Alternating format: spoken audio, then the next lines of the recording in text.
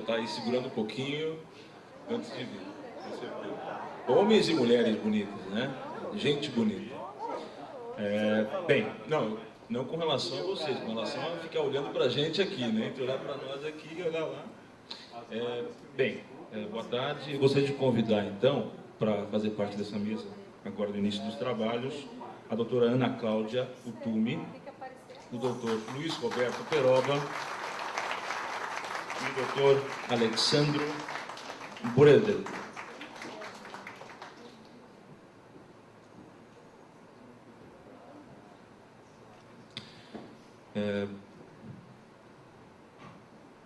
Professor Ricardo Lobo Torres comentou da mudança que houve no meio do século passado em relação à justiça, à segurança, né? Teoria da norma, teoria dos valores, essa mudança, esse câmbio todo. E os primeiros congressos de direito tributário, era muito comum se ver não só juristas, né? Juristas tributaristas. E na medida que o tempo vai passando, se vê a importância, e eu costumo dizer isso por aí, hoje o operador do direito tributário tem que ter conhecimento, um bom tributarista tem que ter largos conhecimentos de contabilidade e de direito societário e de outros ramos. Então a multidisciplinariedade hoje é uma constante para nós.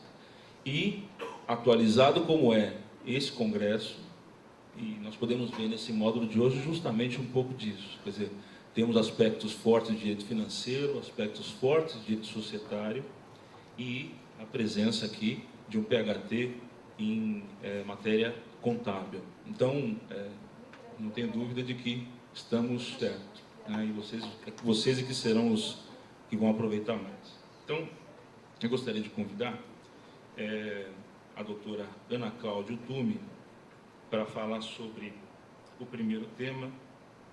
O tema vamos ver aqui,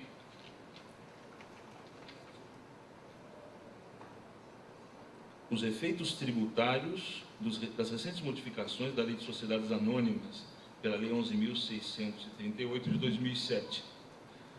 Doutora Ana Cláudia, graduada em Direito em Administração de Empresas, mestre em Direito Tributário, doutora em Direito Econômico e Financeiro, sócia responsável pela área tributária da Tosini Freire Teixeira e Silva Advogados. Professora convidada aqui tem uma sigla grande, vou soletrar, né? Pela MBA, FIPECAF, FEA, USP. Depois MBA, FIP, FEA, USP, Escola da FGV Rio de Janeiro, Programa de Educação Continuada da FGV do Rio de Janeiro, especialização em Direito Tributário pelo IBEP, Universidade Católica de Goiás, etc. Bueno, então seguimos. A palavra é sua, professora. Obrigada.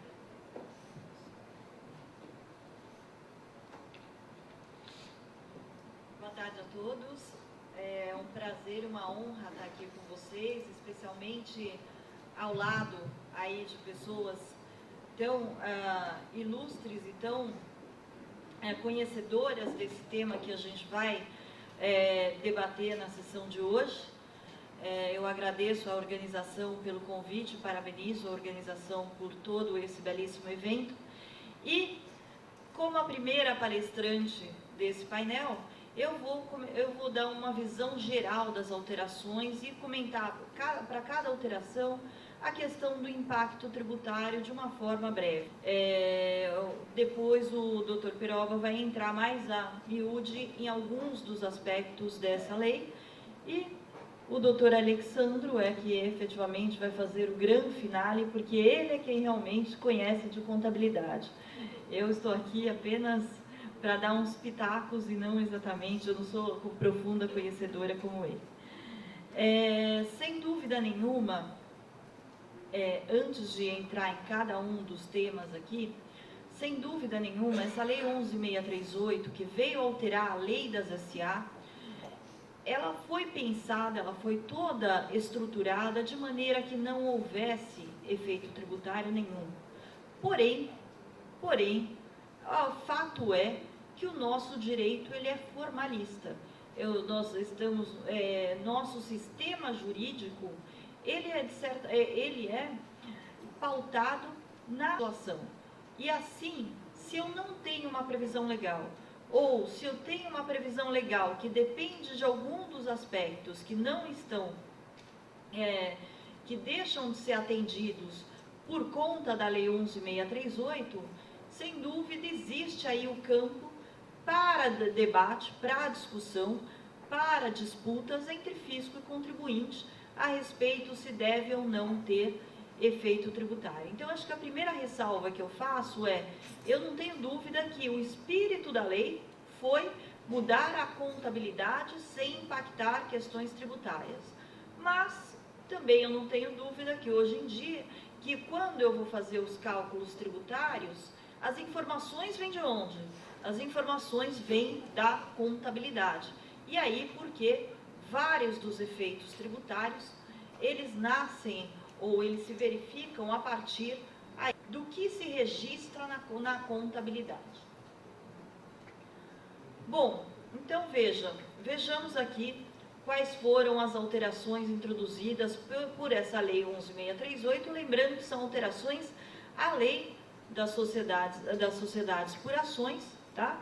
E em matéria contábil, também aplicável às demais sociedades, na maioria dos seus dispositivos, exceto aqueles que digam respeito às companhias abertas, tá? A primeira alteração, e essa não teve uma alteração, essa não implica um efeito tributário, é a que troca a demonstração chamada demonstração de origem e aplicação de recursos, por demonstrações, eu diria, mais modernas, que vêm trazer o valor da empresa, fluxo de caixa. Hoje em dia, as avaliações das empresas são baseadas no caixa, elas podem gerar. Então, isso apenas como uma menção. Tá? E sendo companhia aberta, além da demonstração do fluxo de caixa, é necessário elaborar a demonstração de valor adicionado. Mas isso apenas a título, só para lembrar os senhores. Tá? O ponto central dessa legislação, eu diria que está nesse artigo 177 e alguns, mas esse eu diria que é o principal das alterações que vem trazer aí a possibilidade de se efetuar um balanço para fins tributários. Detalhe, por essa norma, é um balanço contábil tributário. E aqui, nesse tocante, a gente teria uma mudança de paradigma. O que é o comum? A empresa faz a sua contabilidade e ajusta os efeitos quando aplicáveis no livro de apuração do lucro real na base de cálculo da contribuição social sobre o lucro. Extra contábil, não é um registro na contabilidade. O que propõe o 177 é que a empresa possa ter uma sistemática de ter 2 balanços contábeis. O primeiro balanço contábil para fins tributários e o segundo balanço contábil para fins societários.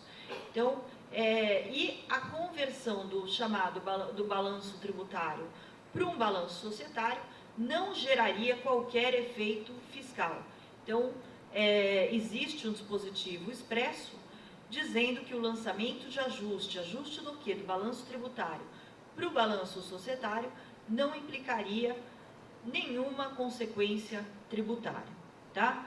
Por que eu digo que isso é importante? Porque várias das disposições que a gente vai ver que possa ter impacto tributário, enquanto não surgir a regulamentação, uma adaptação da lei tributária à lei 11.638, ela pode se resolver na medida em que a empresa opte por ter os 2 balanços, porque o tal balanço para fins tributários, convertido depois para o balanço para fins societários.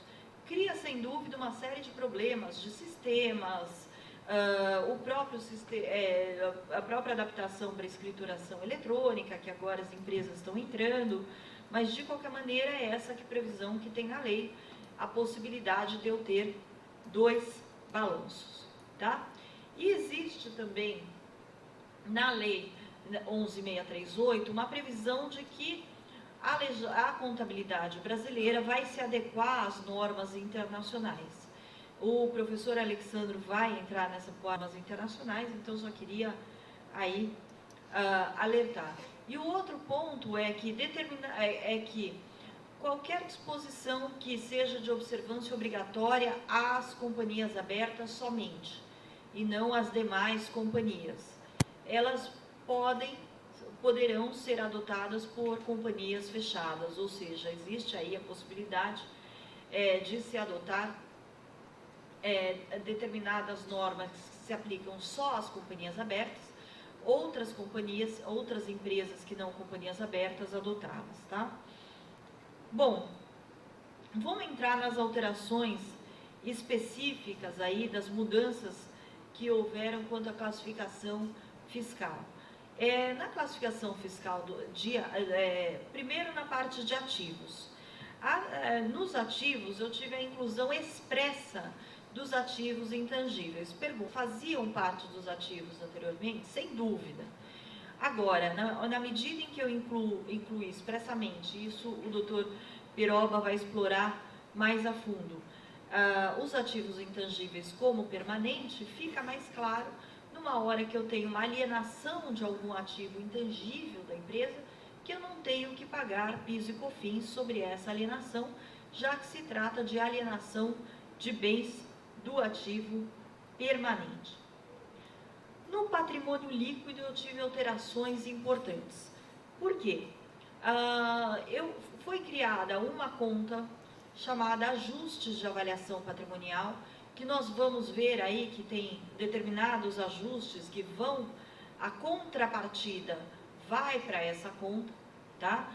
É uma conta de patrimônio líquido que não é uma conta do resultado do exercício. Daí o primeiro ponto, que eu lançar ajuste de variação patrimonial, tem ou não tem efeito tributário? Não faz sentido nenhum ter. Não faz parte do resultado operacional da empresa, não faz parte do resultado das suas atividades operacionais, são ajustes requeridos pela lei, então não faz sentido que ele tenha algum efeito tributário. E foi incluída também uma conta específica de ações em tesouraria. Tá? Quanto ainda à questão de classificação contábil, vejam aí que houve algumas alterações quanto aos conceitos, o que era uma coisa e o que passou a ser. Então, vejam, definição de ativo imobilizado, ele foi alterado, por quê? Porque veio a definição de ativo intangível. Então, o que antes era uma definição de imobilizado ampla, que cabia os intangíveis, tá? Agora é uma definição específica dizendo que o que vai ser considerado como imobilizado são aqueles ativos que sejam tangíveis. Os intangíveis vão para uma categoria própria. E agora, o ponto fundamental dessa alteração, dessa determinação do imobilizado, está na última parte da definição, que fala, inclusive, que são ativos imobilizados, inclusive os decorrentes de operações que transfiram à companhia os benefícios, riscos e controle desses bens. Ou seja, é o caso típico das operações de arrendamento mercantil. Eu tenho o controle daquele bem, ou seja, eu tenho a posse daquele bem, não tenho a propriedade, portanto, não é parte do meu ativo, tá? Só que na medida em que eu tenho transferido para a empresa benefício, risco e controle, eu passo a ter que registrá-los como ativos imobilizados. E vocês vão perguntar, bom, e o efeito tributário disso? Porque o arrendamento mercantil, o leasing, ele gera despesa que é dedutível para fins tributários. Se eu adotar, enquanto não regulamentada a Lei 11.638, é bom que se diga, se eu adotar a sistemática dos dois balanços, eu registro a despesa, fecho o balanço, e daí depois eu vou fazer a conversão ao balanço societário, estornando essa despesa, e aí eu não tenho nenhum efeito tributário. Se, enquanto eu não tenho essa regulamentação da Lei 11.638, regulamentação tributária da 11.638, eu deixar de fazer o reconhecimento da despesa no resultado, infelizmente não tenho na legislação um dispositivo que me permita reconhecer no LALUR uma despesa que deveria ter sido reconhecida na contabilidade e não foi. Tá? Então, por isso que é necessário ou os dois balanços ou que a regulamentação aí venha a permitir esse tipo de ajuste. De qualquer maneira, não é verdadeira a afirmação de que leasing não é mais dedutível. Na verdade, na medida em que se tem os dois balanços, se consegue sim o efeito da dedutibilidade. Se eu não tiver os dois balanços, enquanto não houver uma regulamentação, realmente aí o que não transitar como despesa pelo resultado, eu não tenho ainda como levá-la direto como exclusão ao LALUR, não tem uma previsão legal. No ativo diferido, o que mudou no ativo diferido? Aqui teve uma mudança importante. Antes, o conceito de ativo diferido era muito simples. Bastou-se uma despesa pré-operacional, ou seja, antes de eu começar a operar, ou antes de eu começar uma nova operação, ou então despesas que me beneficiassem mais de um exercício. E passou a ser despesas pré-operacionais, continuou, gastos de reestruturação, que contribuirão efetivamente para o aumento de resultado de mais de um exercício social, ou não configurem então somente uma redução de custos ou acréscimo na eficiência operacional. Então aqui eu tive uma mudança importante de conceito, sem que houvesse alteração na legislação tributária. Na legislação tributária continua o conceito antigo, não houve ainda a adaptação para esse conceito novo. E até esse conceito novo vai ainda precisar de algum desenvolvimento, inclusive o Conselho, os órgãos de contabilidade vêm trabalhando nisso, né, para dizer exatamente, para explicar quais são esses gastos de reestruturação e quando que realmente implica aumento de resultados sem ser redução de gastos ou aumento da eficiência operacional. E os intangíveis, como eu comentei com os senhores, que agora faz parte do mobilizado, a definição aí são os direitos que tenham por objeto bens incorpóreos que se destinam à manutenção da companhia. O tradicional intangível é, sem dúvida nenhuma, a marca. Existem muitos outros que podem ser considerados como tal no dia a dia das empresas. O carteira de clientes, se por acaso eu vou comprar um determinado negócio de uma outra empresa, não vou comprar a empresa, vou comprar um negócio que vem junto à sua carteira de clientes daquele negócio. Sem dúvida, eu estou pagando um preço por isso, e isso é um intangível para a empresa. Tá? Parte do patrimônio líquido, quanto à questão de reserva de capital. Aqui, sim, se eu não tiver os dois balanços, é um outro ponto que eu posso ter um efeito tributário. Enquanto não houver, eu tenho espaço para ter uma discussão aí quanto ao efeito tributário, é que a lei revogou a previsão legal que permitia a classificação como reserva de capital de prêmios da emissão de debêntures e doações e subvenções para investimento. Eu diria que esse ponto das doações e subvenções para investimento é onde efetivamente tem uma maior discussão, tem um maior problema para as empresas. Por quê? Toda e qualquer empresa que tenha benefício fiscal estadual, tá? Onde vai registrar esse benefício fiscal estadual? Ela registra. Então imagine o seguinte, aqui em Pernambuco, o Prodep, uma empresa tem lá o direito de ter 70% crédito presumido sobre o saldo devedor do ICMS do mês. Então, no mês a mês, eu vou registrar a despesa do ICMS no meu balanço normal, porque aquela foi uma despesa efetivamente incorrida, tá? Só que o crédito presumido, eu sempre joguei como uma reserva de capital dentro da subvenção para investimento, porque é um benefício que se dá vinculado a investimentos. Eu não tenho benefício fiscal, os benefícios fiscais estaduais, em geral, não estou dizendo que são todos, mas em geral, requerem um novo investimento, uma expansão do investimento, uma manutenção do nível de emprego, uma manutenção uma modernização e tudo mais, tá? Se eu não registrar como subvenção para investimento, aliás, a subvenção para investimento pela lei tributária, a lei tributária me determina que essas subvenções não são tributáveis desde que registradas como reserva de capital. Ou seja, a reserva de capital é uma condição para eu não tributar pelo IRPJ e pela contribuição social. Então, o que foi feito no lugar? Foi criada uma reserva de incentivo fiscal. Só que pela própria definição da reserva de incentivo fiscal, ela é uma reserva de lucro e não uma reserva de capital. Tanto é que ela fala, uma vez encerrado o exercício, os acionistas podem deliberar a formação da reserva de incentivo. Ou seja, não é uma reserva que se forma automaticamente na hora que eu reconheço o benefício fiscal no meu livro de apuração do ICMS, mas sim uma coisa pós o fechamento do resultado e deliberado pela Assembleia da companhia. E aí, portanto, se os dois balanços, enquanto não há adaptação da lei tributária, se eu tenho os dois balanços, não há problema, eu registro a reserva de capital no balanço tributário e na hora de convertê-lo ao balanço societário, eu expurgo aquela reserva e jogo de volta para o resultado do exercício.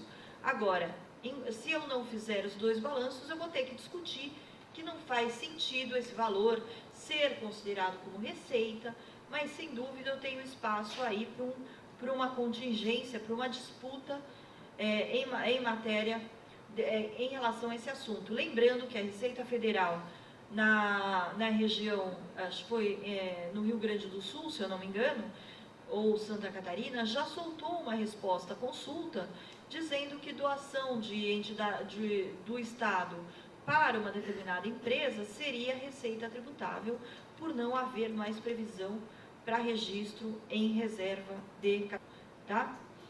Bom, a conta de ajuste de avaliação patrimonial. O que vai nessa conta de ajuste de avaliação patrimonial? Na verdade, aí, nessa conta, como eu falei para os senhores, eu entendo que não faz o menor sentido ter qualquer impacto tributário, mesmo que eu tenha um balanço só. É bom que se diga, ainda que eu não escolha ter dois balanços, tá? E são determinadas contrapartidas da mudança de critério de avaliação de ativos e passivos. Não são todas, são algumas alterações que houver, algumas alterações aí do critério de avaliação dos ativos e passivos que vão ser registradas nessa conta de ajuste de avaliação patrimonial.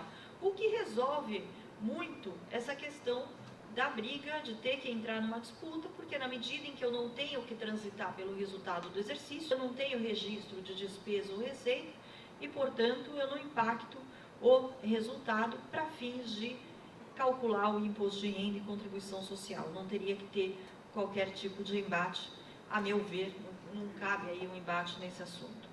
E aí, o que está mudando na questão do critério de avaliação contábil? Uma obrigação de eu marcar a mercado, ou seja, avaliar a mercado, meus itens aí de instrumentos financeiros, isso o Dr. Alexandre vai nos falar mais, vai nos dar mais detalhes a respeito disso, tá? Ou seja, agora eu não vou mais registrar pelo valor histórico ou pelo valor histórico mais o juro incorrido no período, eu vou ter que fazer uma avaliação qual o valor real daquele determinado ativo, sendo que isso, por exemplo, é um ajuste que eu não levo na conta de avaliação patrimonial. Seria um ajuste no resultado do exercício e aí eu precisaria ter os dois balanços enquanto não vem a legislação de adaptação. Tá? Então, para cada item do ativo, nos intangíveis, então vejam, o que precisa prestar atenção é que a gente está muito acostumado, está muito arraigado aquele conceito de que o ativo é o custo como base de valor, custo ou mercado dos dois o menor. E aqui eu estou mudando esse critério, né? Eu estou trazendo outros elementos para avaliar os ativos de uma determinada empresa, tá?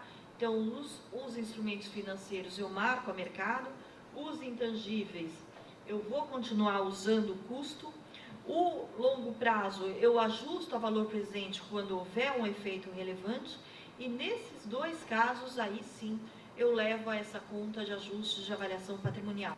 A parte de instrumentos financeiros não, mas os outros sim. dos passivos eu tenho que ajustá-los a valor presente, e esses ajustes eu levo à conta de ajuste de avaliação patrimonial, tá? Outra alteração da lei foi a obrigação de usar valor de mercado na incorporação, fusão e cisão, só que pela lei, isso vai ser diferente depois nas normas que vêm ser editadas pelos órgãos de contabilidade, mas pela lei são as fusões, incorporações, cisões de empresas que não tenham relacionamento entre si e que aquela operação implique transferência de controle, não é qualquer das operações. Outra alteração, e essa sim muito importante, é a equivalência patrimonial. Ampliou-se o espectro das empresas que têm que fazer equivalência patrimonial. Antes, eu tinha 2 requisitos: ser investimento relevante, ser incontrolado ou coligada. Não tenho mais o requisito da relevância, e agora o conceito de coligada, ele foi ampliado. Antes era 20% do capital total da empresa, agora passa a ser 20% do capital votante. Isso muda muito, especialmente nas SAs, que ainda tem 1/3 e 2/3, 1/3 de ordinárias, 2/3 de preferencial. Por quê? 20% do capital votante, numa empresa de 1/3, 2/3, é 6,5% de participação, contra 20% do critério anterior. Então vejam que mudou aí o critério para a equivalência patrimonial. E o critério para adoção da equivalência patrimonial da lei tributária, que está no regulamento do imposto de renda, se vocês forem legal, nada mais é do que a própria lei das SA. Então aqui, mudando a lei das SA, muda inclusive para fins tributários. E lembrando, para fins tributários, se eu sou obrigado a usar equivalência e não uso, ou vice-versa, tá? Os efeitos são tributáveis. Então, se eu sou obrigado a usar equivalência, uso a custo, quando eu for registrar o lucro no recebimento do dividendo, por exemplo, eu vou ter que tributar porque eu deveria estar usando outro mecanismo, tá? E a outra mudança foi a reavaliação, que foi extinta a reserva de reavaliação, vedada novas reavaliações aí, e portanto, a partir de agora eu não tenho mais, a partir desse ano, não tem mais reavaliação de ativos aí permitidos pela lei tributária. E só um pouquinho, só a última coisa que está terminando aqui meu tempo, antes de eu queria comentar com os senhores que a lei 11.638 em si, nada muda em relação aos dispositivos tributários do ágio. Várias pessoas comentam aí da alteração da lei das SA versus o ágio. O que mudou? Na medida que mudou o critério do ativo e do passivo, eu mexi no valor de patrimônio líquido. Na hora que eu mexo no patrimônio líquido, na hora que eu compro uma empresa, o patrimônio líquido dela vai ser diferente se eu tivesse comprado o ano passado. Então, sem dúvida, afeta o valor do ágio. O que vai ter mudança, o que está sendo discutido de mudança, são normas contábeis para registro do ágio, que não muda a disciplina tributária. Ou seja, a disciplina tributária do ágio, que a base é o decreto 1598 de 77, nada mudou na 11.638. A disciplina também, que está na 953, que fala do ágio pós-incorporação, fusão, cisão, também não foi alterado. Do ponto de vista do tratamento contábil, esse sim vai ter alteração aí por determinação dos órgãos que regulam a contabilidade. Mas não há alteração legislativa, não há lei que modifique até agora, tá, o regime tributário do ágio. Pode ser que para o próximo ano haja alteração, é bem capaz, efetivamente, que exista alguma alteração, mas por enquanto não houve alteração nenhuma na legislação tributária do ágio. Então, meu tempo aqui se esgota. Agradeço aí a atenção de todos. Obrigada.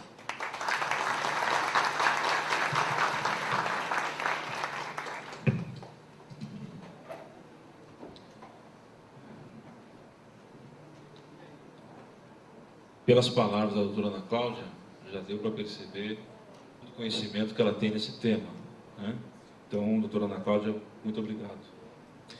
Bem, agora nós vamos ouvir a respeito da contabilização dos ativos intangíveis, na mesma lei comentada até agora, 11.678 de 2007, efeito das subvenções para investimentos,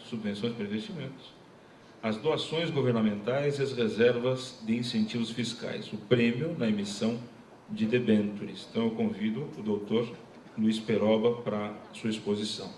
A palavra é sua.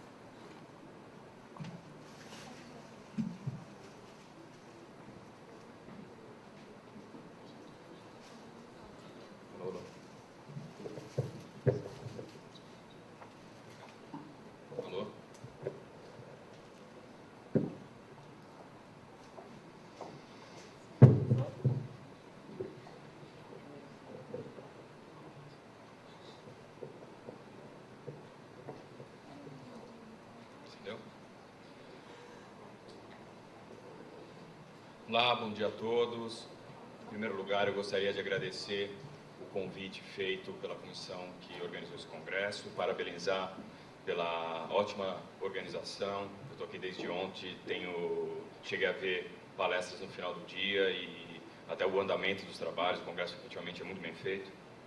Eu queria cumprimentar os meus companheiros de mesa e parabenizar a Ana Cláudia pela primeira palestra. Nós já falamos uma vez juntos sobre esse assunto, mas nós não combinamos dessa vez exatamente qual ia ser a ordem, exatamente o conteúdo das palestras, mas não podia ter sido melhor, porque ela trouxe na primeira exposição uma visão geral das regras da Lei 11.638, e eu vou aqui efetivamente me concentrar em pontos específicos sonados à questão dessas mudanças todas e os impactos no PIS/COFINS, que são os tributos sobre receita.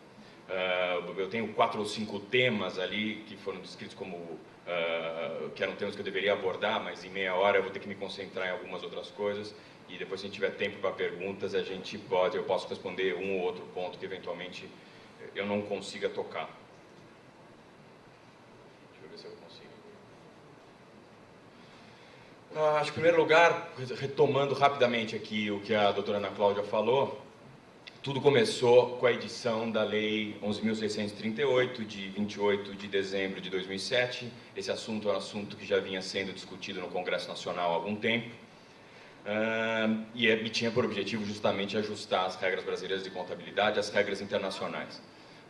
Essa lei, claramente, na exposição de motivos, diz que o objetivo principal dela é adequar as práticas brasileiras às práticas internacionais.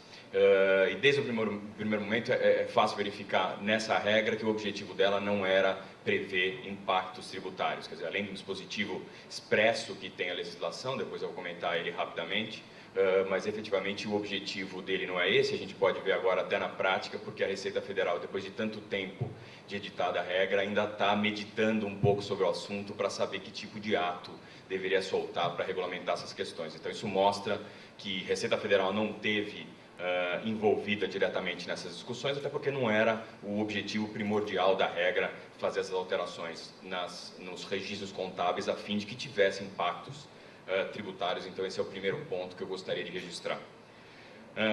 Algumas situações tiveram seus registros contábeis modificados, algumas delas foram mencionadas pela doutora Ana Cláudia, como contratos de arrendamento mercantil, equivalência patrimonial, revaliação de ativos, ações relacionadas à transformação, incorporação, fusão e cisão, e todas elas, de alguma maneira, podem, pelo menos, gerar questionamentos sobre o ponto de vista dos impactos tributários do que cada uma dessas alterações pode trazer.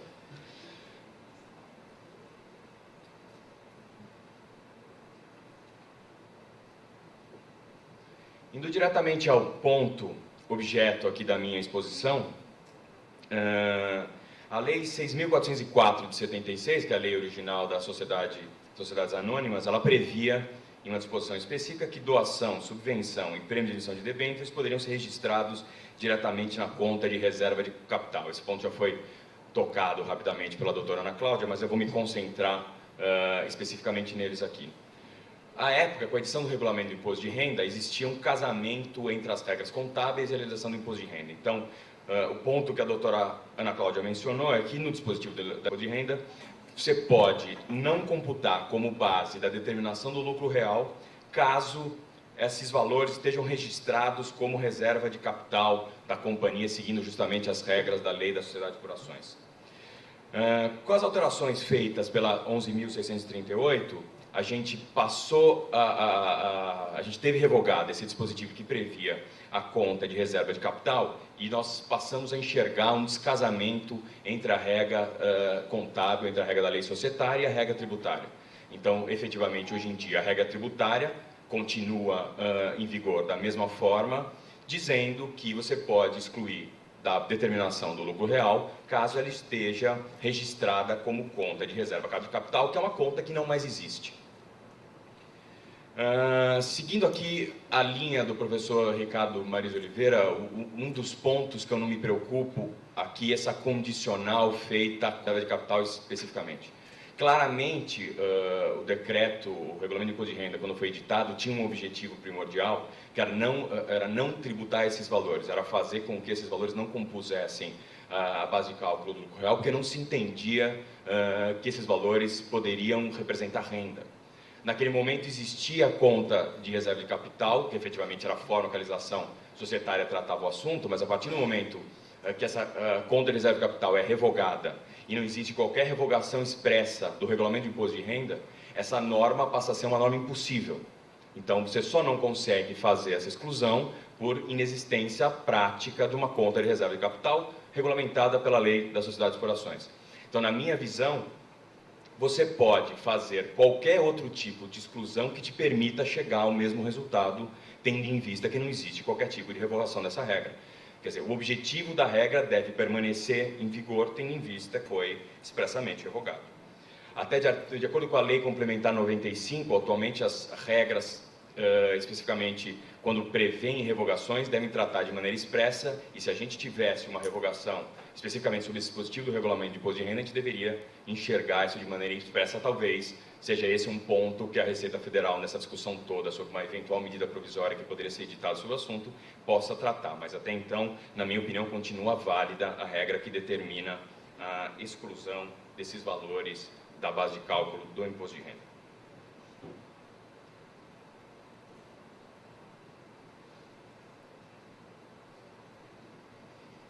Eita.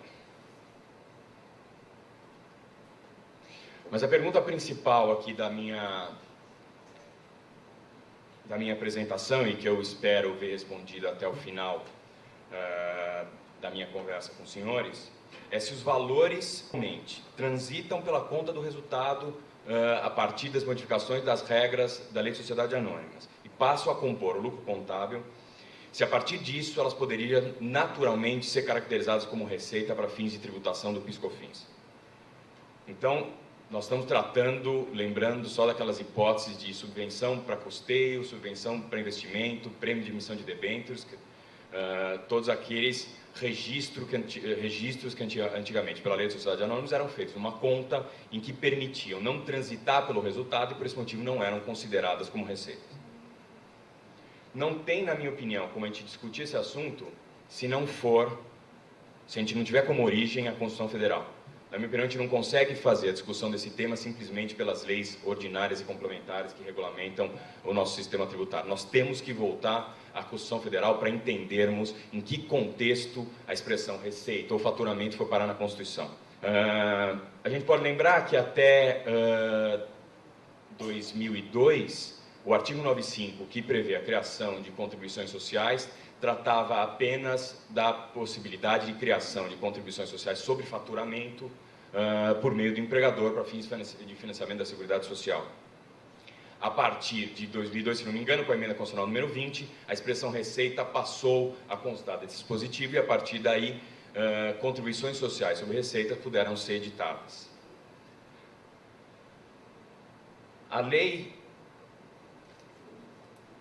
do PIS e do COFINS, a 9718, traz como definição de sua base de cálculo a expressão faturamento para depois defini-lo como receita bruta, a totalidade das receitas auferidas pela pessoa jurídica, sem irrelevantes o tipo de atividade por ela exercida e a classificação contábil adotada para as receitas.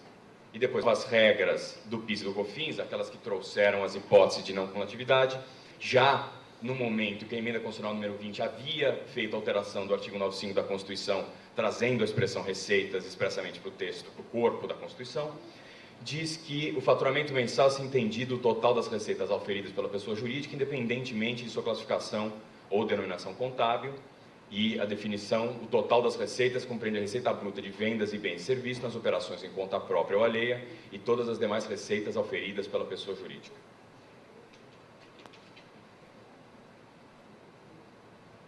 Acho que uma coisa que nós devemos nos atentar aqui, e por isso eu quis trazer, em primeiro lugar, a Constituição para nós discutirmos, é a compreensão do funcionamento do sistema tributário brasileiro. Nós temos um sistema tributário brasileiro, e a Ana Cláudia acho que tocou no início da apresentação que ela fez em algum momento sobre esse assunto, é um sistema que privilegia segurança jurídica, legalidade, tipicidade, nós temos o princípio da anterioridade, da irretroatividade, uma série de princípios que prezam pela segurança dos princípios colocados na Constituição. Nós migramos de um sistema ditatorial para uma democracia e no momento da Constituinte isso foi feito de maneira proposital. Então a ideia era efetivamente trazer, e nós vemos isso em uma série de outras coisas, uma série de garantias e direitos para a Constituição, e no sistema tributário não foi diferente. Existe um estudo do professor Humberto Ávila que compara que tipos de princípios estariam mais enquadrados num sistema que privilegia a segurança jurídica e princípios que estariam mais voltados à tributação pela capacidade contributiva, e ele chega à conclusão que quase 2/3 da Constituição são relacionados a princípios que privilegiam a segurança jurídica, motivo pelo qual eu entendo que nós temos um sistema tributário muito rígido. Palavras colocadas na Constituição têm determinado significado e simplesmente você não pode, em matéria tributária, depois, por alterações, nem da lei de sociedades anônimas, nem das leis tributárias, querer alterar ou ampliar o conceito ou a definição desses princípios. O próprio professor Humberto Ávila defende a tese de que as expressões colocadas na Constituição devem ser examinadas a partir dos conceitos que existiam na época. Quer dizer, você consegue examinar fatos postos ou pressupostos na Constituição. Em outras palavras, eu quero dizer o seguinte: ou existe uma definição adequada de receita na própria Constituição Federal, ou você só pode buscar um entendimento sobre isso nas leis ou nos conceitos existentes até o momento. Podem ser conceitos doutrinários, podem ser leis de outras esferas do direito que não tributário, ou pode ser na própria lei tributária. Se você não encontrar em nenhuma das regras existentes no momento da edição da Constituição Federal, ou no próprio conceito comum da palavra receita, uma definição que tribute essas situações, não vai ser a lei ordinária do PIS e do COFINS, ou qualquer alteração nesse sentido, que vai poder permitir essa tributação. Não fosse só essa interpretação do professor Humberto Ávila que eu mencionei, acompanhado de outros professores de renome no cenário do direito tributário atual, esse foi exatamente o entendimento adotado pelo Supremo Tribunal Federal quando do julgamento da Lei 9.718, em que ele declarou a inconstitucionalidade daquela ampliação da base de cálculo de faturamento para a Receita.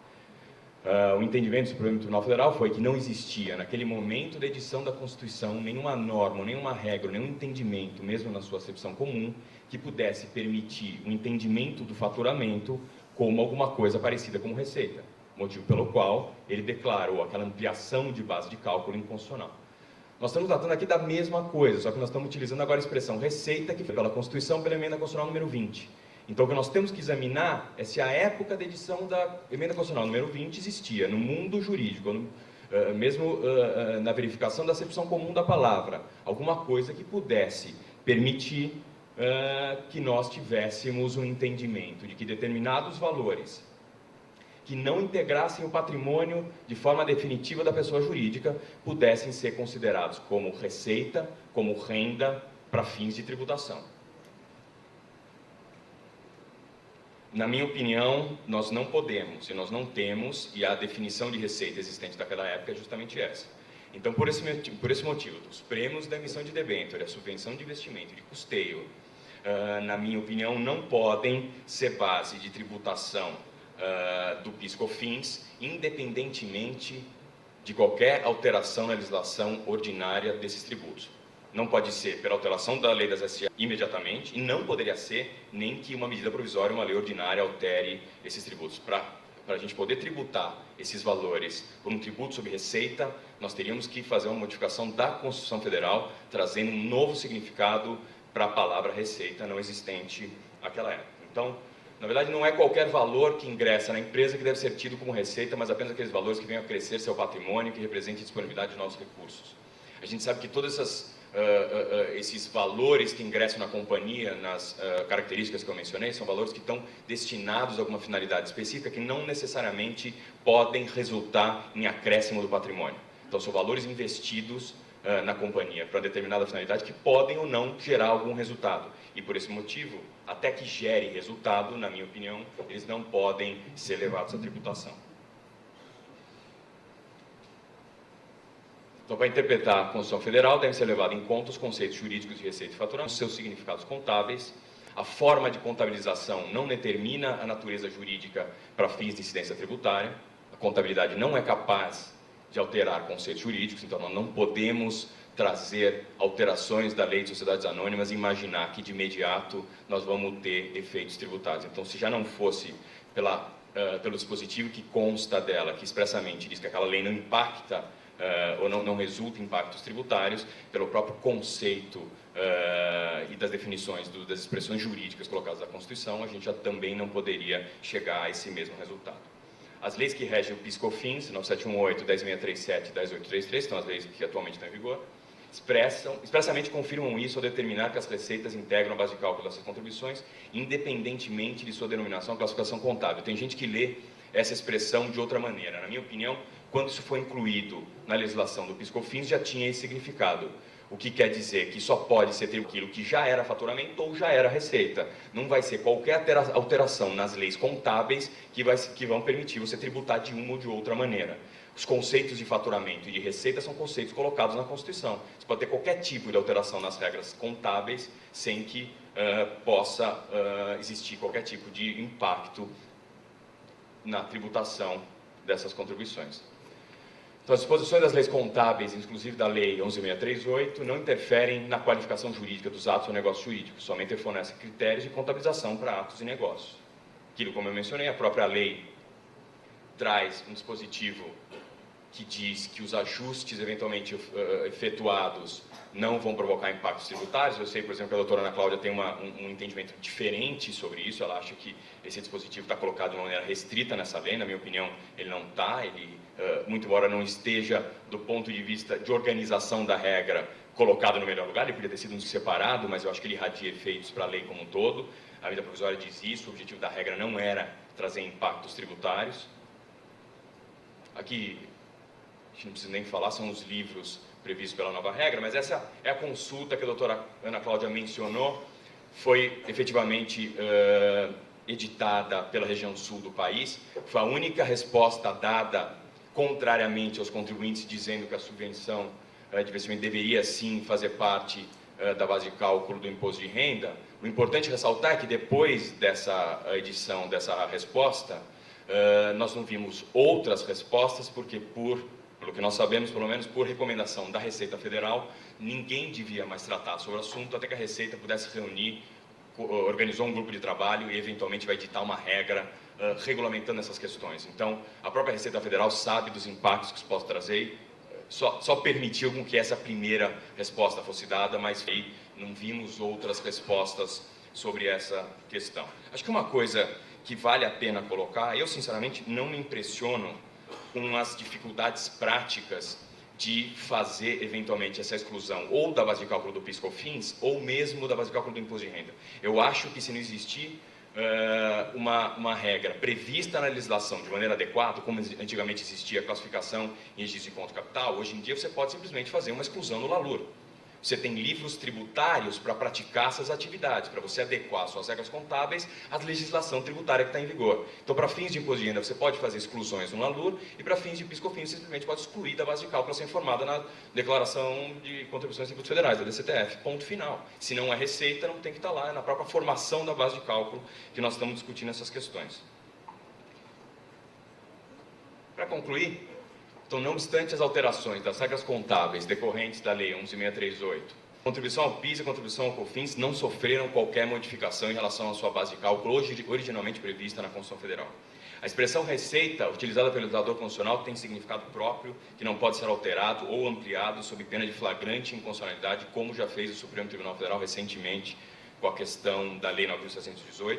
E dessa forma, os lançamentos contábeis, que eventualmente não se harmonizem com as normas que prevêem base de cálculo desses tributos, deverão ser neutralizados da maneira como eu acabei de explicar, por meio simplesmente da exclusão desses valores da base de cálculo desses tributos. São esses meus comentários, eu agradeço a atenção de vocês. Obrigado.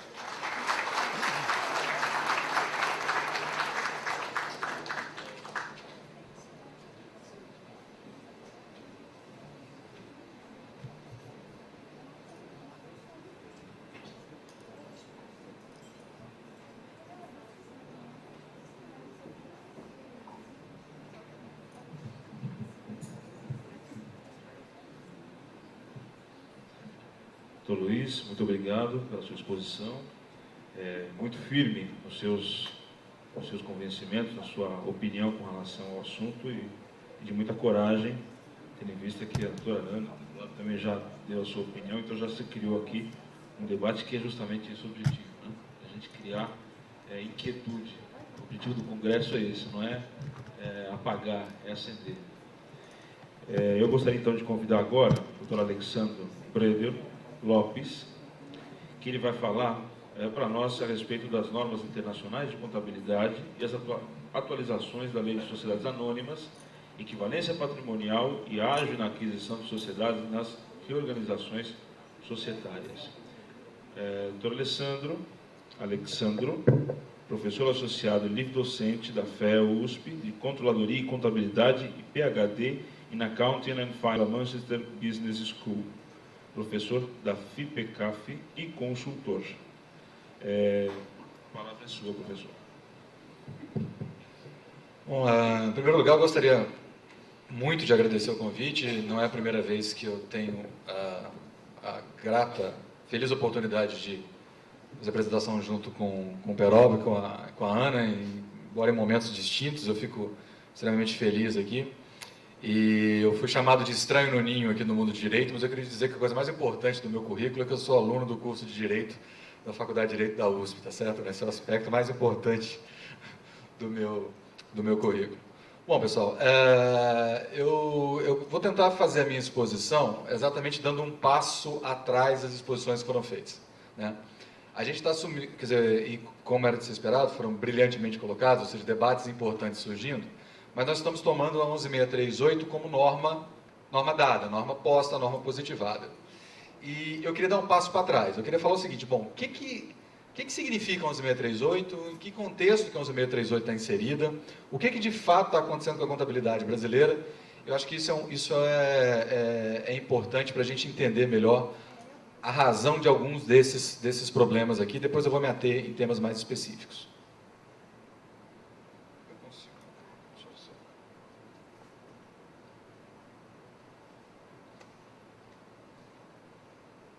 Acho que é aqui.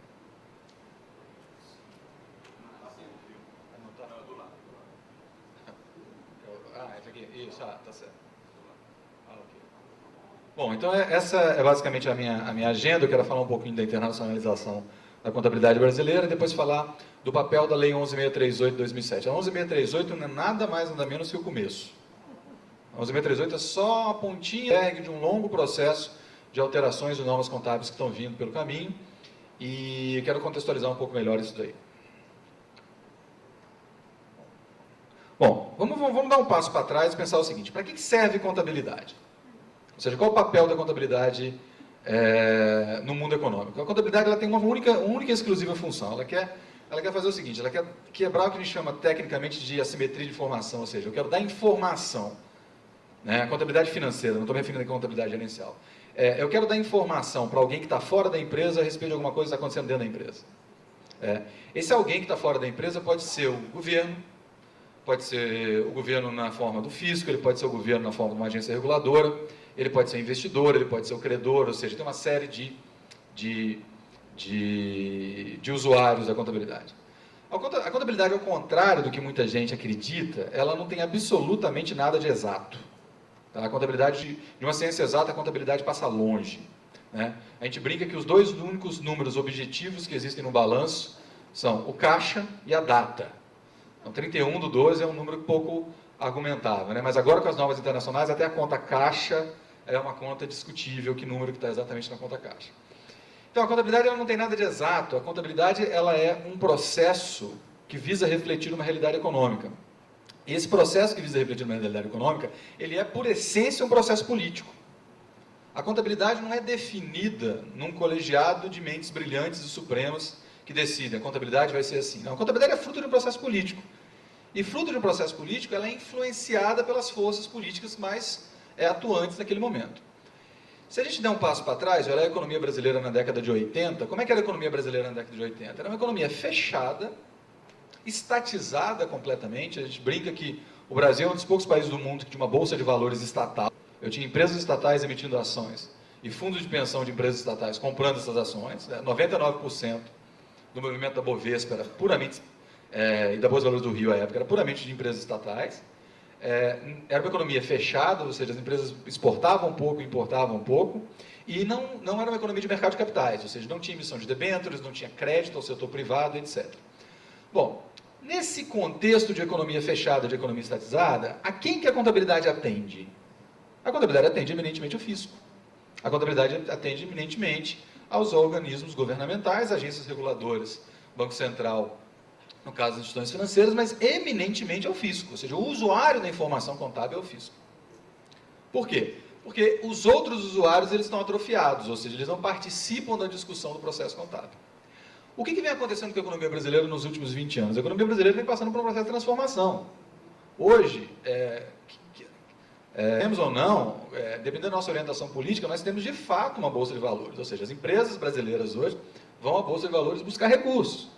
Hoje, existe de fato crédito à iniciativa privada, vindo de onde? De bancos. Né? Pela primeira vez na história, isso é importantíssimo, pela primeira vez na história da República Federativa do Brasil, o ano de 2006 foi um ano em que o BNDES não foi o principal fornecedor de recursos das empresas brasileiras, foi a iniciativa privada. Muito bem, a entrada desse novo participante no processo, chamado investidor, ele muda o foco da contabilidade. Ou seja, a contabilidade de processo fundamentalmente focado em atender ao fisco, ela passa a ser um processo que tem que atender o quê? Outros usuários, principalmente investidores de mercado de capitais. Então, a ordem de relevância, ela muda. A Europa falou muito bem aqui, a Receita não foi convidada para o debate da 11638, propositadamente. Porque, olha só, essa não é uma discussão fiscal. Não estamos falando de contabilidade tributária. Não estamos falando de contabilidade para fins fiscais. A questão tributária é importante? No primeiro momento. Vamos esquecer isso por um minuto e vamos discutir contabilidade para o usuário externo. Bom, existe toda uma discussão legal, que se isso foi bem feito ou se foi mal feito no 11638, hoje a gente sabe que ele não foi perfeitamente feito, tanto que deve ter novas medidas provisórias aí no sentido de corrigir problemas aí, criação de regimes tributários de transição, etc. Mas a discussão foi exatamente essa, vamos discutir contabilidade fora do escopo fiscal. Ou seja, eu inverti a ordem de importância ali, os investidores eles começaram a vir, ou ganharam força nesse processo, mais do que o governo.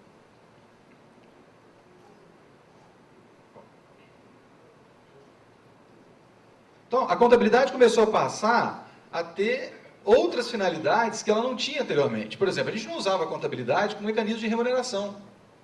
A contabilidade em covenants, ou seja, em cláusulas nas dívidas. A gente não usava a contabilidade para N funções que ela tinha, que ela poderia ter potencialmente. E a gente começou a ter uma utilização da contabilidade para novas funções. Só que a gente estava com uma demanda por um sapato bicular 44, e a gente estava entregando para o cliente um sapato de salto tamanho 15. Ou seja, a demanda era para um tipo de contabilidade, e a contabilidade que nós estamos fazendo é uma outra contabilidade. Então, a contabilidade, como a gente define no livro de teoria da contabilidade, ela é um processo contábil. O que é um processo contábil? Vamos falar um pouco do direito. O direito ele olha para a realidade segundo uma lente. Nem tudo é fato jurídico, nem tudo pode ser caracterizado como fato jurídico. Algumas coisas são fatos jurídicos, outras não são. A mesma coisa com a contabilidade. A contabilidade olha para a realidade segundo um processo. Por exemplo, o contador ele olha para aquela cadeira, ele não está vendo uma cadeira. Bom, ele está vendo, se for uma empresa de cadeira, olhando para o ativo circulante. Tá certo? Se ele está olhando para outra empresa que usa no escritório, ele está olhando para o ativo imobilizado dela. Ou seja, a contabilidade ela é uma lente, ela é um processo que enxerga o mundo. Composto de 3 etapas, sempre a contabilidade de 3 etapas. Primeiro é reconhecimento. Ou seja, eu vou dizer, isso aqui é um ativo imobilizado. Ou algumas coisas a contabilidade vai dizer, não, isso eu não vou reconhecer. Por exemplo, marca. A contabilidade brasileira diz, marca eu não reconheço. Por N razões, mas ela diz, não, marca eu não vou reconhecer. As empresas brasileiras não podem contabilizar dentro do seu balanço a conta marca. Segundo processo, dado que eu defini que aquela cadeira é um ativo imobilizado, eu começo com o segundo processo, que é o de mensuração. Bom, já que é um ativo, eu vou mensurar como? Vou mensurar pelo custo. Vou mensurar pelo custo histórico. Vou mensurar pelo custo histórico corrigido. Vou mensurar pelo valor de reposição. Vou mensurar pelo valor de entrada. Ou seja, existem N formas de mensurar a mesma cadeira, como existem N formas de reconhecer a mesma cadeira. E, finalmente, eu vou chamar de demonstração. Ou seja, eu vou evidenciar. Então, a contabilidade tem sempre três etapas.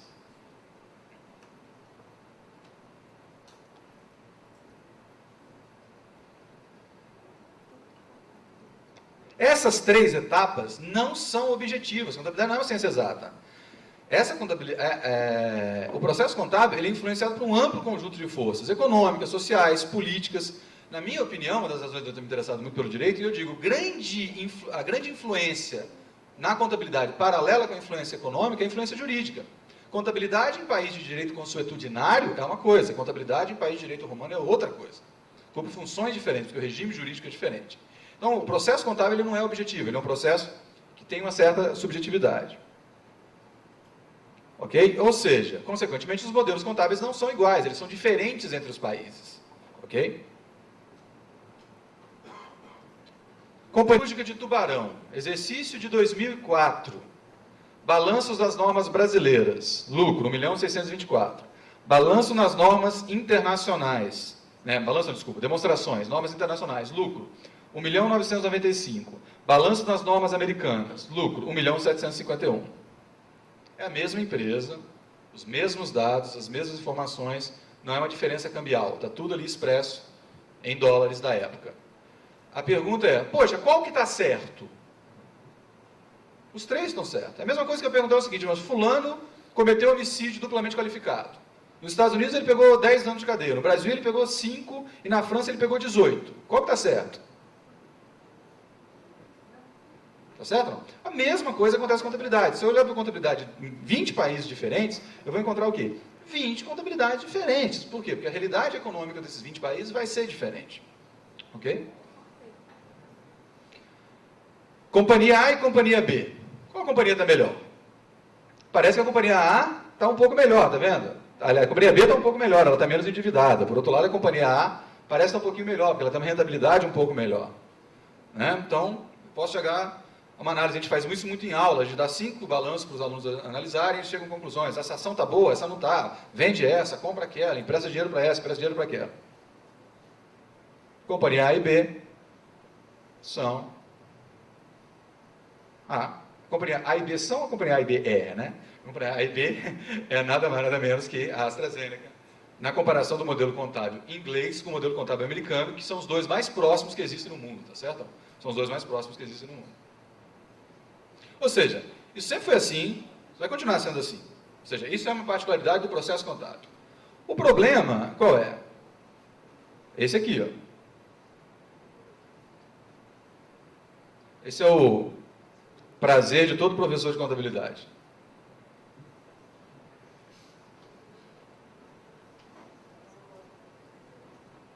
Ok? Isso é 93, tá? 94. Balanços auditados, ok? Tudo bonitinho, tudo certinho, não tem nenhum erro aqui, nenhuma fraude. Tá certo? De novo, qual que está certo? Mesma coisa. Ué, num país é crime, no outro ele recebe um bônus. É isso aí. Num país é crime, no outro ele recebe um bônus, tá certo? Essa é exatamente a diferença. Então, a contabilidade, o símbolo, tem N fatores aí que impactam a contabilidade. Né? O que nós estamos passando no Brasil hoje, nesse momento? Nós estamos passando por um processo de mudança econômica, e a contabilidade está se adaptando a essa nova realidade econômica. Então, naqueles quadrinhos ali, a gente tem o econômico no Brasil, ele está impactando nas características contábeis. Como é que isso se dá?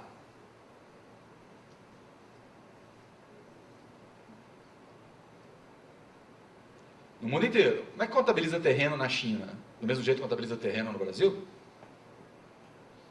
Terreno tem um significado diferente no país comunista. Como é que contabiliza juros num país islâmico?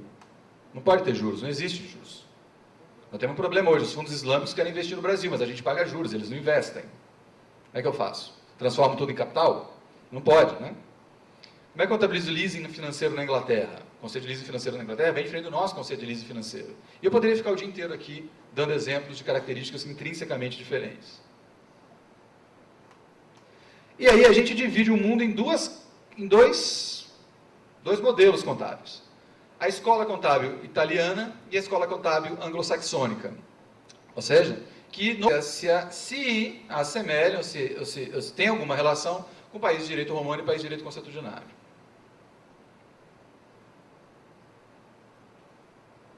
O que você observa em país de direito romano e país de direito consuetudinário em termos contábeis? Muito bem, país de direito romano, normalmente a contabilidade é regulada pelo governo. Olha bem, nós estamos discutindo contabilidade aqui na Lei 11.638, na Lei 6.404, no Decreto XYZ. É uma contabilidade regulada pelo governo, ou seja, é o governo que decide as normas contábeis. Para direito consuetudinário isso não existe, a contabilidade não é decidida pelo governo. Tá certo? Não? O House of Commons em inglês nunca tratou de um assunto contábil. Quem decide critérios contábeis é o quê? O grupo de contadores, a associação de contadores decide como aquilo tem que ser feito. Tá certo? Outra característica, a contabilidade em país de direito romano é tipicamente orientada a atender o quê? O fisco, porque tipicamente países de direito romano são países que têm mercados de capitais anêmicos. Ok? A contabilidade em país de direito consuetudinário é uma contabilidade que tem finalidade o quê? Atender o investidor. Então, pergunta, a fotografia, o balanço, ele é uma fotografia jurídica ou ele é uma fotografia econômica? Elas são contraditórias? Muitas vezes sim. O exemplo que a Ana deu aqui do leasing, né? O arrendado, o bem arrendado, ele é ativo no balanço de quem? Da arrendadora ou da arrendatária? Da Airbus ou da TAM? Depende. A propriedade está com quem? Com a Airbus. Mas o uso econômico do bem, o fluxo de caixa gerado pelo bem, as consequências da utilização do bem estão com quem? Estão com a TAM. Então, economicamente, se eu estou comprando a ação da TAM, eu estou preocupado em saber quantos balanços a TAM tem. Não é a Airbus. Quantos aviões a TAM tem, não quanto a Airbus. Imagina a TAM publicando um balanço com 0 aviões. Ok, do ponto de vista jurídico pode ser verdade, ela não tem a propriedade desse avião. Se ela quebrar, eu não tenho nenhum avião para liquidar. Nenhum desses aviões vai entrar na massa falida. Mas do ponto de vista econômico, os aviões não estão voando, eles não estão gerando fluxo de caixa, não estão pagando dividendos. Então a pergunta é, o balanço tem que estar no balanço, o avião tem que estar no balanço da ou tem que estar no balanço da arrendatária? A resposta não tem resposta certa para isso.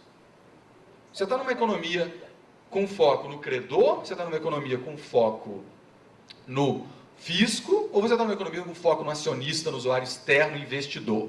Numa economia com foco no acionista, usuário externo, investidor, economia americana como economia inglesa, o avião está onde? No balanço da arrendatária. No Brasil ele estava onde? No balanço da arrendadora. Os dois são certos? Os dois são certos.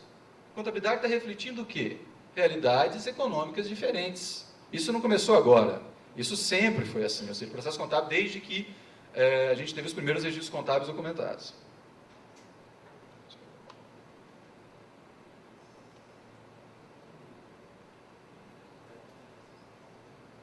Então, como houve uma mudança na realidade econômica, a gente olhou para um lado e olhou para o outro e falou o seguinte, olha, nossa contabilidade não atende esse usuário. Então a pergunta que se faz é o seguinte, o que nós fazemos? Bom, a gente tem que buscar padrões contábeis alienígenas, ou seja, buscar um padrão contábil de uma outra realidade que se atenda a isso. E aí a gente tem os padrões das normas contábeis internacionais, os IFRS. A questão fundamental é o seguinte, a gente podia adotar uma primeira hipótese que é fazer a padronização. O que seria padronização? Esquece Lei 11.638, esquece Comitê de Pronunciamentos Contábeis. Era dizer o seguinte, olha, a partir do dia 31/2/2010, a contabilidade brasileira vai ter que ser feita segundo as normas do IASB, ponto. Publica as normas do IASB, cria um órgão no Brasil para traduzir as normas do IASB, nós vamos seguir as normas do IASB, que é esse órgão internacional que publica, que é a ONU aí da contabilidade, que publica as normas contábeis internacionais. Essa seria uma possibilidade. nós negamos essa possibilidade. Falamos assim, a realidade brasileira é muito distinta da realidade do IASB, então nós não podemos pegar as normas do IASB e meter no Brasil. Deixa eu deixar claro o que eu estou querendo dizer. Imagina uma ação preferencial resgatável. Ação preferencial resgatável. Hoje ela está no PL da empresa que emitiu. Na norma nova, ela está no passivo. Ou seja, a ação preferencial resgatável na norma do IFRS, ela é o quê? Ela é passivo. Se eu pego e digo, a partir de amanhã todo mundo vai adotar IFRS, o que eu tenho que fazer? Eu tenho que tirar um pedaço do patrimônio líquido das empresas brasileiras e colocar no passivo imediatamente, de um dia para o outro. O que vai acontecer se eu fizer isso? Uma parte dessas empresas vai ficar insolvente, vai quebrar. Porque ela tem compromissos, ela tem covenants relacionados a essas dívidas, ela simplesmente quebra. Então eu não posso fazer isso, no entendimento brasileiro, tá certo? Ou seja, o nosso entendimento não foi esse. Então o entendimento foi, nós vamos caminhar para um processo de quê? Convergência. O que é isso? Nós vamos criar um órgão nacional com funções correspondentes ao IASB, que vai pegar as normas internacionais, vai fazer o quê? Adaptar essas normas internacionais, seguindo a essência das normas internacionais, para que a contabilidade brasileira até a ideia de uma demonstração mais econômica, no entanto, respeitando as particularidades legais. Foi por isso que foi criado o Comitê de Pronunciamentos Contábeis, ou CPC. Exatamente com a finalidade de convergência, não de harmonização. Mas não é só o Brasil que está fazendo isso. É verdade, não é só o Brasil que está fazendo isso, está acontecendo no mundo inteiro. E aí, o processo se decide quando? O processo decide em 1989, né? 89, o que tem a ver com isso? Em 89, o mundo decidiu um modelo de governo muito similar em termos de organização econômica. Então, hoje nós criticamos se os Estados Unidos estão regulando muito o mercado financeiro, estão regulando pouco o mercado financeiro, está certo? Mas ninguém aqui está discutindo fechar o mercado. Ninguém aqui está discutindo voltar a uma economia da década de 70, década de 80. Ninguém no mundo cogita isso. A gente sabe que os benefícios econômicos de uma economia aberta são muito maiores que os benefícios de uma economia fechada. Então, ou seja, a gente meio que chegou à conclusão de que o capitalismo realmente é ruim, é a riqueza mal. O problema é que o comunismo é a pobreza bem distribuída, então a gente resolveu optar internacionalmente por um modelo distinto. E o que acontece com isso? Então, vários países estão no processo de internacionalização das normas contábeis. Por quê? Porque está mudando, paralelamente, isso, o cenário econômico. Okay? Até a década de 90, o modelo americano era preponderante. Se você voltasse, quando eu comecei a estudar esse assunto, não se falava em IASB, se falava em FASB, que é o órgão norte-americano. Ninguém falava em norma contábil internacional, se falava em US GAAP, que é a norma contábil norte-americana. Por várias razões históricas e políticas, os americanos foram perdendo espaço nesse debate e hoje ninguém mais fala em harmonização para as normas contábeis americanas, sim harmonização para as normas contábeis internacionais. E os americanos estão hoje muito mais no processo de convergência com as normas internacionais. Vocês têm ideia do que significa isso na prática? Hoje uma empresa brasileira que quer lançar suas ações, ela não tem mais que preparar seus balanços segundo a contabilidade americana, ela prepara seus balanços segundo a contabilidade internacional. Como nós estamos indo hoje para a contabilidade internacional no Brasil, a empresa vai ter um balanço só. O mesmo balanço que ela vai usar aqui vai ser o balanço que ela vai usar quando ela for captar ações no mercado americano. Imagina a redução de custo para as empresas brasileiras nesse processo.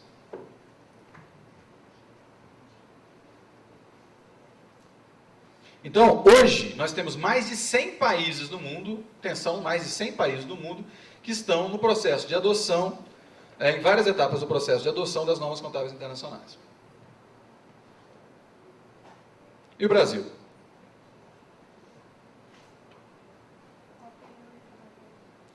O processo, pessoal, não começou hoje não, tá? Esse processo é antigo. Começou com o IBRACON, Instituto Brasileiro de Contadores, que ele começou a fazer o quê? Soltar os pronunciamentos, suas normas contábeis, já de acordo com a FRS. A Comissão de Valores começou, já desde a década de 90, a soltar suas instruções normativas segundo as normas internacionais, que são o CVM 371, sobre passivos atuariais, é um exemplo disso. O Banco Central já começou a adaptar a contabilidade das instituições financeiras à norma internacional. E no ano de 2007, a CVM disse o seguinte, olha, instrução CVM 457, toda companhia aberta brasileira, a partir do ano de 2010, tem que publicar o seu balanço consolidado segundo as normas contábeis internacionais. O Banco Central falou a mesma coisa, olha, circular 14259, todas as demonstrações consolidadas dos bancos também vão ter que estar de acordo com as normas contábeis internacionais. Aí vem a 11638, que é o que eu chamo de norma mezanino. A 11638, ela deu um passo, eu chamo de mezanino porque é o seguinte, ela nem foi para o primeiro andar, quer fazer, vamos ficar igualzinho às normas internacionais, nem ela deixou do jeito que estava. Ela fez o quê? Algumas adaptações à contabilidade local, de enorme magnitude, para quê? Para permitir um primeiro processo de harmonização. A Ana e o Peroba falaram das várias alterações que foram feitas ali.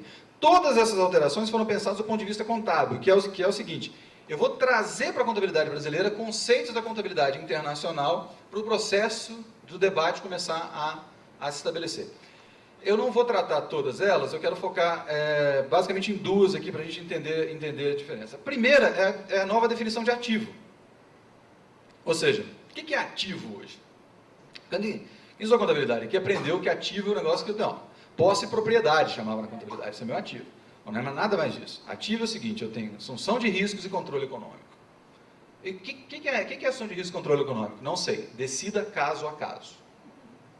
Ou seja, é uma contabilidade que vai tentar respeitar o quê? A essência econômica da transação. A essência econômica da transação pode ser decidida pelo governo? O governo pode estar em todas as empresas brasileiras ao mesmo tempo que estão fazendo transações novas? Claro que não. Então, ou seja, fica a critério da contabilidade decidir o que é ativo segundo esse preceito genérico.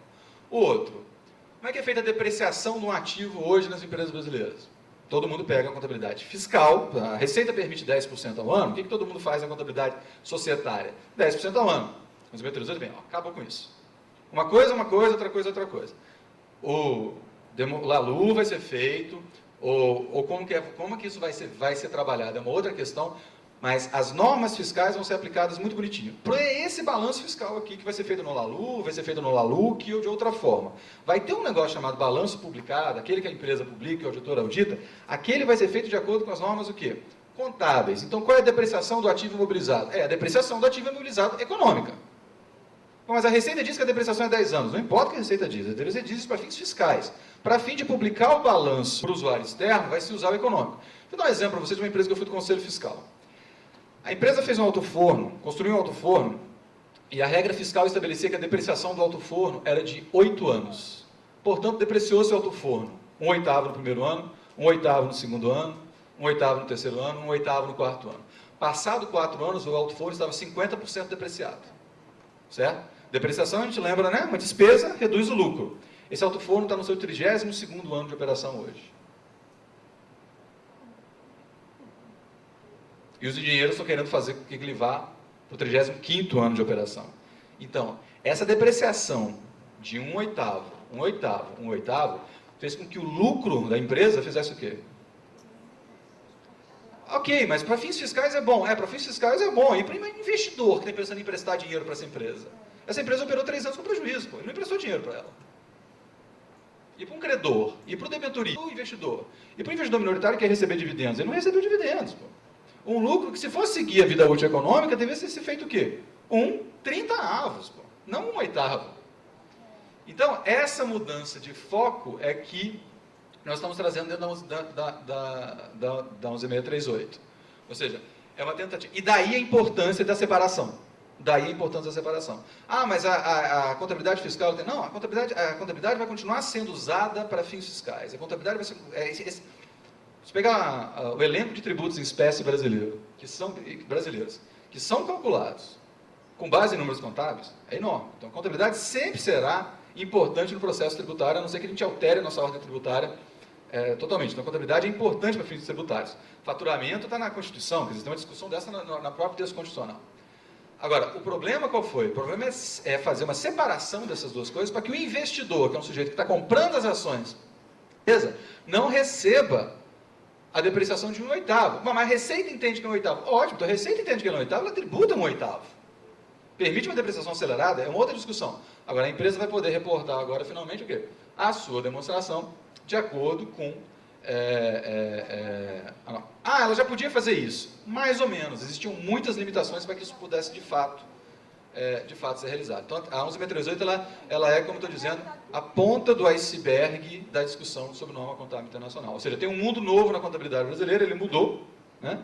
E aí a gente vai ter adaptações e resistências e é um processo que está caminhando de mudança, tá certo? Ou seja, é um admirável mundo novo aí para as interfaces de contabilidade e direito, por exemplo.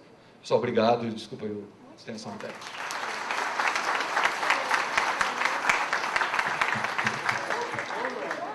Eu não sei qual é o conceito de ninho que o professor tem, né? Porque ele começou dizendo que a gente falou que ele era um estranho no ninho. Pelo contrário, professor.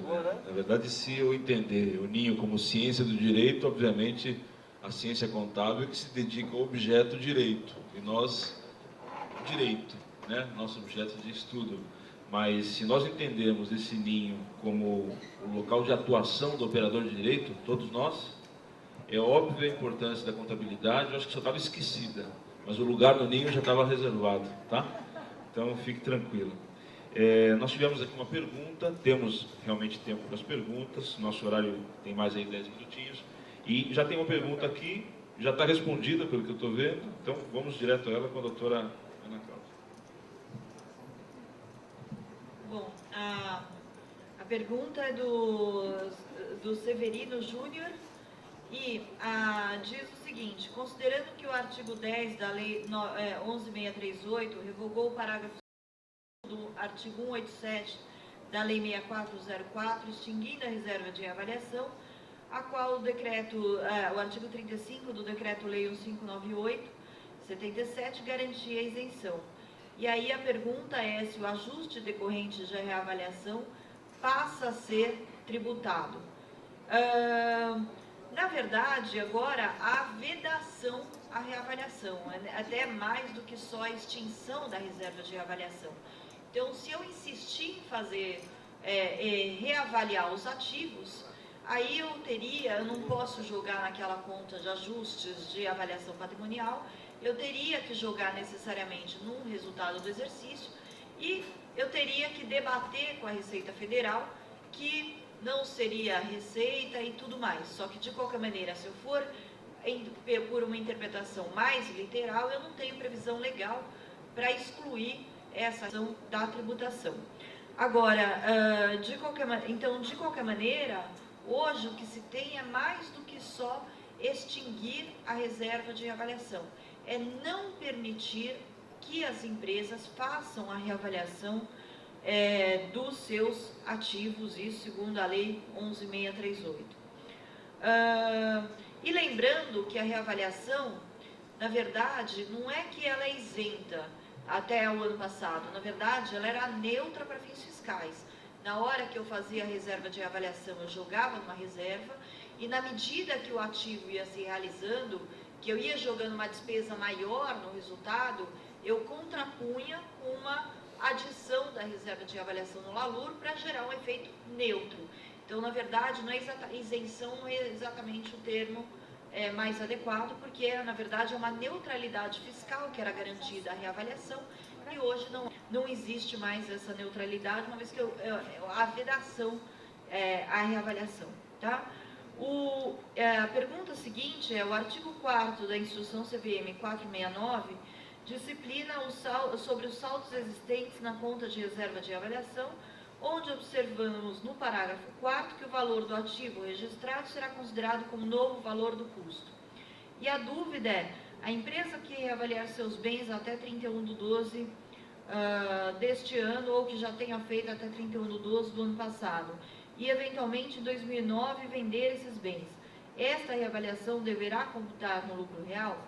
Quanto aos anos anteriores, quanto a constituir nova reserva de avaliação, que eu comentei, a lei hoje traz uma vedação à reavaliação de ativos.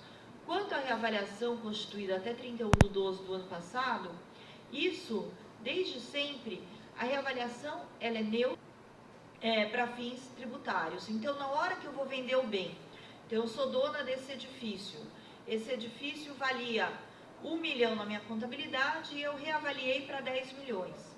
Eu encontro um comprador para comprá-lo por 15 milhões. Então, na verdade, não é exatamente de que eu tributo a reavaliação, mas eu considero o meu custo original, sem a reavaliação. E, portanto, o meu ganho de capital não vai ser de 5 milhões, que é a diferença entre 10 e o 15, mas sim de 14, a diferença entre o 15 e o 1, que é o valor original. Na verdade, não é exatamente tributação, o efeito é como se eu tributasse a avaliação, mas no fundo é para garantir a neutralidade fiscal da reavaliação que existia até 31/12 do ano passado. Ok, muito obrigado. Espero que tenha esclarecido aí o Severino. Alguma pergunta que nós temos? Estamos aí com alguns minutinhos a mais. Tem? Parece que tem alguém.